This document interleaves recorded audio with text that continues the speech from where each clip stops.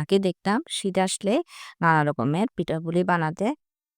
আমারও এখন খুব ভালো লাগে শীতের সময় নানা রকম পিঠাপুলি বানানো। আমি প্রায় চালের গুঁড়া করে রেখে দিই ফ্রিজে কিছুটা শুকিয়ে রেখে দিই।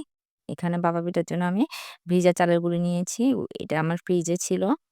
তারপর লবণ দিয়ে আস্তে, আস্তে পানি দিয়ে মিক্স করব।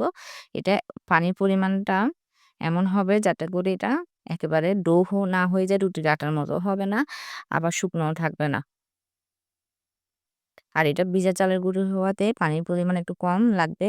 আর যদি শুকনা চালের গুঁড়ো হয় তাহলে পানির পরিমাণ একটু বেশি লাগবে। কারণ এটা কিছুক্ষণ মেখে রেখে দেওয়ার পর পানিটা বেশি টেনে যাবে। শুকনা চালের গুঁড়োর ক্ষেত্রে পানি একটু বেশি লাগে। এখন আমি তালের ছাঁকনিতে চালের গুঁড়োগুলো এভাবে ছেঁকে নিব। দেখুন একদম খুব তাড়াতাড়ি হয়ে যাচ্ছে কিন্তু আমার সময় লাগে নাই বেশি কতক্ষণ। আর ছাঁকার পর এই যে দেখুন কেমন দানা, দানা হয়েছে।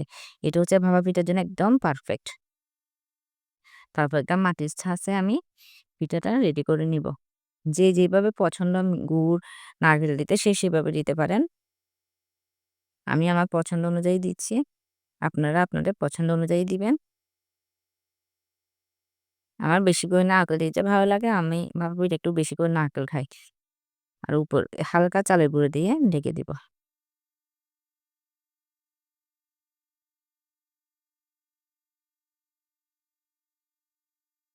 তারপর আমি যেহেতু প্রেসার কুকারে বসাই, এই যে দেখুন কিভাবে বসালাম। দেখতে পারছেন? সর্বোচ্চ ১ থেকে ১.৫ মিনিটের মতো সময় লাগে। এর বেশি লাগে না প্রেসার কুকারে পিঠা হতে।